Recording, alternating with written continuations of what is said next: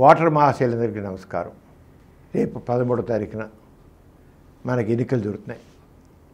మన రాష్ట్రంలో అయితే శాసనసభకి అలాగే పార్లమెంట్కి ఎలక్షన్ జరుగుతున్నాయి. ఓటర్స్ అందరూ కూడా ఎవరికైతే ఓటు హక్కు ఉందో హక్కుని అందరూ ఉపయోగించుకొని కోరుతున్నానండి. తప్పకుండా ఓటు వేయాలి.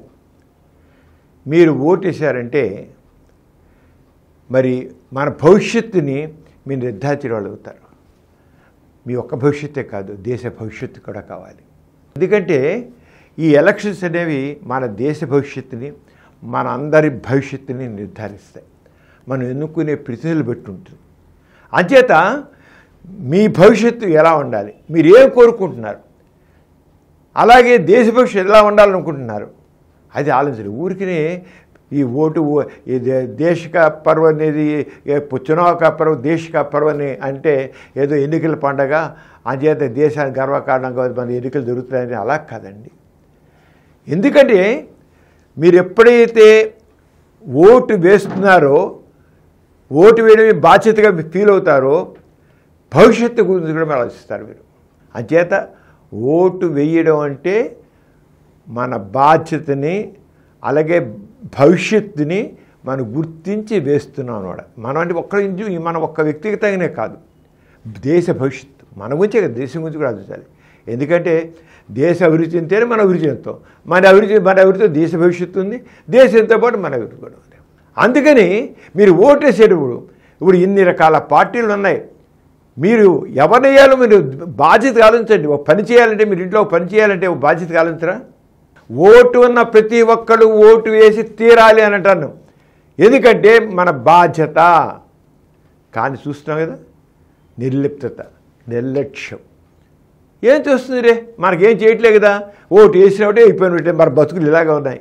ఎవడు మన బతుకులు బాగుపరిస్తే మన బతుకు మనమే బాగుపరుచుకోవాలి, ఇంకోటి చేసేది ఏముంది అని అనుకుంటున్నాం మనం. తప్పు, చాలా తప్పు. అలా కాదు. మీరందరూ ఏంటి, ఈ దేశం కోసం, ఈ ప్రజల కోసం మీరు ఉన్నారని మీ యొక్క ప్రతినిధులని మీరు తెలిసేంటే హక్కు మీకు వస్తుంది. అంచేత ఓటు వేయడం అంటే ఏదో సరదాగా ఓటు వేయడం కాదు, ఏదో పండగ, ఈ ప్రజాస్వామ్య పండగ అంచేత చేద్దాం కాదు. మన భవిష్యత్తుని గుర్తుంచుకున్నాం, మన బాధ్యతని గుర్తిస్తున్నాం. ఓటు వేయడం అంటే మన బాధ్యత. ఏ రకం బాధ్యత? ఈ దేశాన్ని ఎలా తీర్చిదిద్దాలి, మన భవిష్యత్తు ఎలా ఉండాలి అని బాధ్యత ఆలోచించడం. ఎందుకు ఇంత స్పష్టంగా చెప్తుందంటే, పల్లెటూళ్ళు అయితే పర్వాలా 80%, 80%, 90% కూడా ఓటేస్తున్నారు. పట్టణాలు వచ్చేటికల్లా 50%, 60% మ్యాక్సిమం. అది విశాఖపట్నం తీసుకోండి, విజయవాడ తీసుకోండి, తిరుపతి తీసుకోండి, 50%, 60%. ఏంటిది? సగం మంది ఓటర్లు ఓటు ఎక్కువ ఉండవంటే అంటే వాళ్ళు బాధ్యత మర్చిపోయినట్లే కదా, వాళ్ళ భాగస్వామ్యం కానట్లే కదా. మన దేశ నిర్మాణంలో ప్రతి ఒక్క పౌరుడు బాధ్యత వహించాలి, భాగస్వామ్యం ఇవ్వాలి.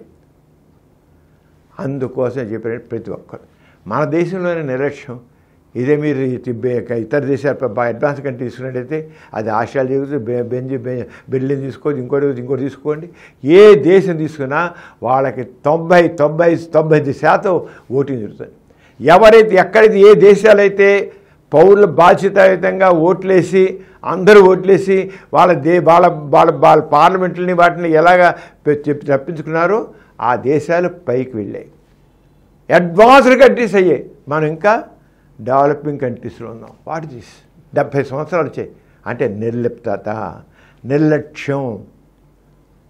అంచేత ఈ చునావ్ కా పర్వ్ దేశ్ కా గర్వంగా నేను నా యొక్క దేశాన్ని తీర్చిదిద్దుకుంటాను, నా పౌరుడుగా నా బాధ్యత చేస్తున్నాను అందట్లుగా వస్తుంది. అంటే బాధ్యత. మీ ఓటు ఇంట్లో కూర్చోకండి, వెళ్ళండి, మీ ఇష్టం ఓటు వేయండి. ఈ దేశ నిర్మాణంలో మీరు కూడా భాగస్వామ్యులు.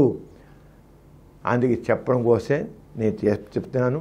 మీరందరూ కూడా రేపు 13వ తారీఖున మనం ఈసారి కనీసం 90% చేసి మీరు బాధ్యత పౌరులుగానే ఉన్నాను, భవిష్యత్తు నిర్మాణంలో నేను కూడా ఉన్నాను, ఈ దేశ నిర్మాణంలో నేను కూడా ఉన్నానని మనసారా భావించి ఓటేలు కోరుతున్నాను. తప్పకుండా. అలాగే మన ఛానల్లో చాలామంది రకరకాల విషయాలు చెప్పుకుంటూ వచ్చాం, చాలా విషయాలు. ఆయన చేత మీరు అందరూ చూడండి, ఇంకా చాలా చెప్తున్నాం. ఈ 2 రోజుల్లో మీకు ఎన్నో విషయాలు మన ఛానల్స్ చెప్తున్నాం. మీరు అందరూ చదవండి, చూడండి, అవన్నీ వినండి, మీ బాధ్యత గుర్తించండి, తప్పకుండా ఓటు వేయండి, ఇతరుల చేత ఓటు వేయించండి. అది మా చెప్తున్నాను. మీరు వేయండి, వేయించండి. మీరు వేయలేదంటే మీ బాధ్యతని మీరు విస్మరించినట్ల లెక్క, మీరు ఫెయిల్ అయిన లెక్క దేశ భవిష్యత్తు విషయంలో. అలా చేయని గట్టి చెప్తున్నాను. తప్పకుండా మీరు ఓటు వేయాలని కోరుతూ మన దేశాన్ని భవ్యమైన దేశంగా తీర్చిదని కోరుతున్నాను. Thank you very much.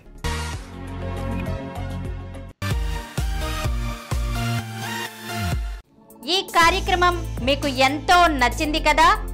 ఇటువంటి మరిన్ని వీడియోల కోసం అనతి కాలంలోనే 20 కోట్ల వ్యూస్ కు చేరువలో ఉన్న డాక్టర్ సమరం మల్టీ ఛానల్ నెట్వర్క్ సమర్పించు గోరా ప్రగతి ఛానల్ కు సబ్స్క్రైబ్ చేయండి, లైక్ చేయండి, మీ ఫ్రెండ్స్ కి షేర్ చేయండి. అలాగే ప్రక్కనున్న గంట సింబల్ ని ప్రెస్ చేయడం మర్చిపోకండి.